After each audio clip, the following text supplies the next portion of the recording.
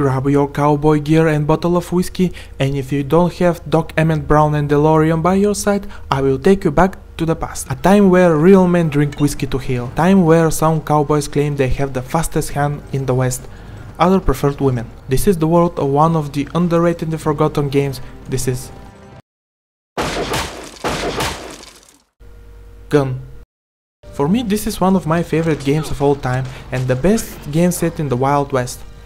I know there are others like Call of Juarez, but Gun, which is older, have far more interesting characters, world, story, and I can safely say it's higher quality product as far as the first Juarez. While the consoles have Red Dead Redemption, which by the looks of it is superior product, PC gamers have Gun, which is rough around the edges. I read somewhere before Red Dead Redemption Gun was the best Western game. It may be rough, but this doesn't mean it's not fun. Unfortunately, it's far from perfect. It does have some problems that might put off some people.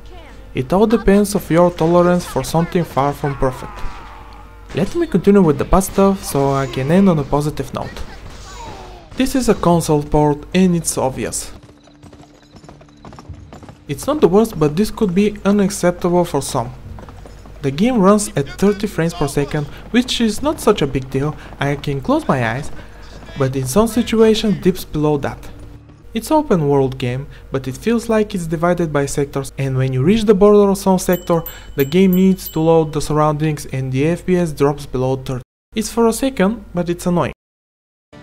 And there are some weird bugs. NPC is giving me a task, and you can see his neck, arms and legs are not attached to the torso. In one side quest you can see in the distance the enemies are riding the air, or the legs of the horse are not moving.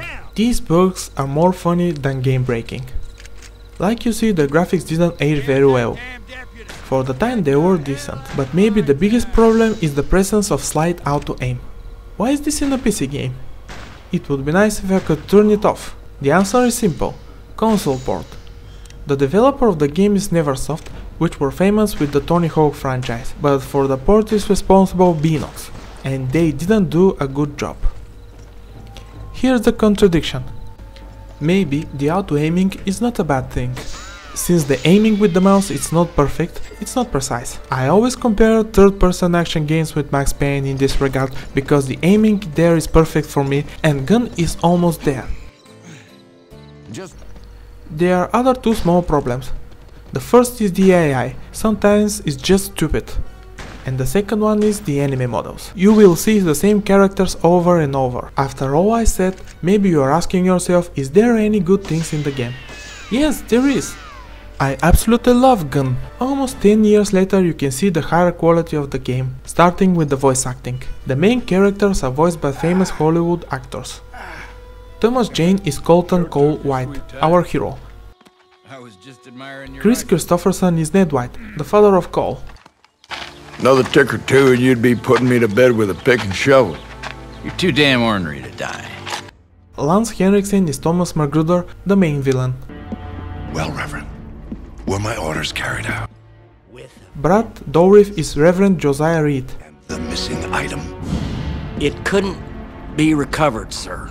You failed me? No, sir. The whore had it stowed inside the safe and it sank to the bottom of the...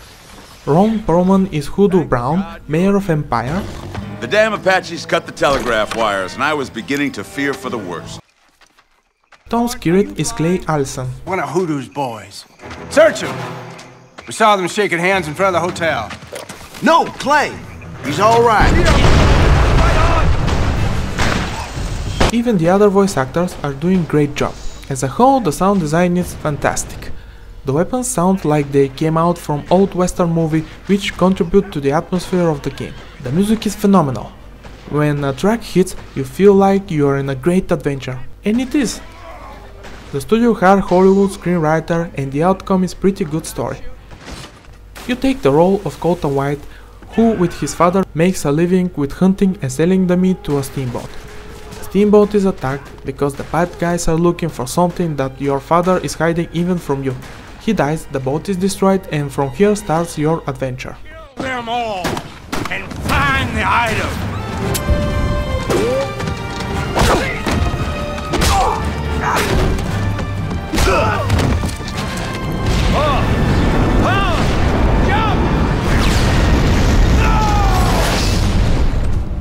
story is great but short, so don't rush it.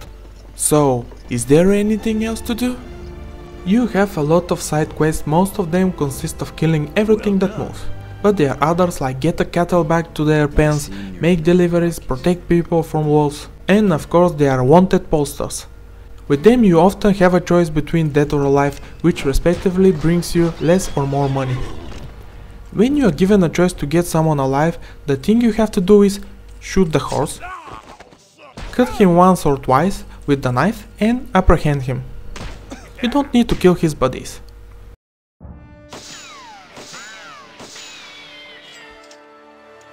And what is the Wild West without a game of poker? In the two towns there are tables to play. The AI is not that good, but here is not that important. While walking around you can find gold, which you can dig.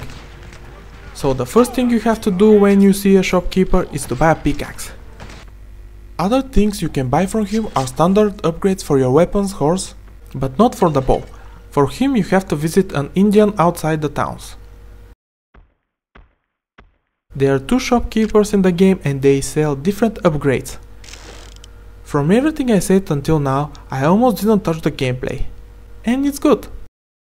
If you put aside the auto-aim, everything else is great. You have pretty standard arsenal of weapons, pistols, rifles, shotguns, sharpshooter, whiskey bomb, dynamite and bow.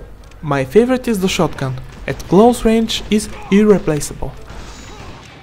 After almost each story mission you were given a new weapon, each with different stats. In Saddleback you can choose which one to equip. The ammo for everything is not endless and you cannot buy it. You have to find boxes with them in specific places spread around the world. Only for pistols are endless and for the rifles are most easy to find.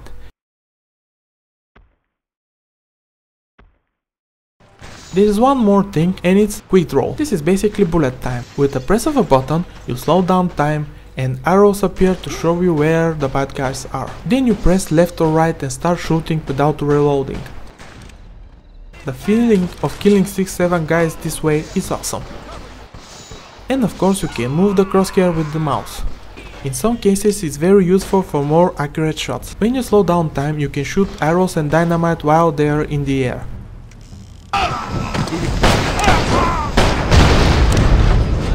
You can go in a first person view for better shots with the rifle and bow. As far as the bosses, all I can say is they are a lot of fun, especially the final one. Here's one interesting fact. Activision merged Neversoft with developer Infinity Ward in May 2014. In August 2014, it was discovered that inside the latest DLC for Infinity Ward's game Call of Duty Ghosts, there was an Easter egg of fake posters advertising Gun 2. I run the game absolutely fine on Windows 7. I don't know whether you have noticed my minimap, it's almost in the middle of the screen. It's like this because I used widescreen fix. The link is in the description below. When you use the fix, it's stretching the HUD, so with few changes I made it not.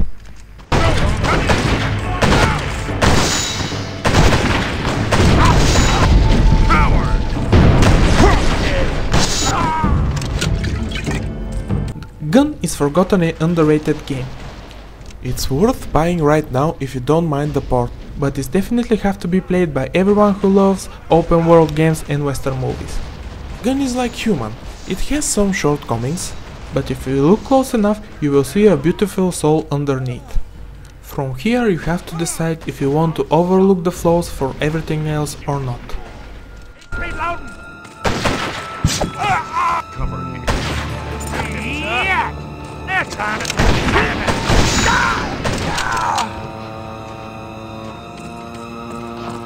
Great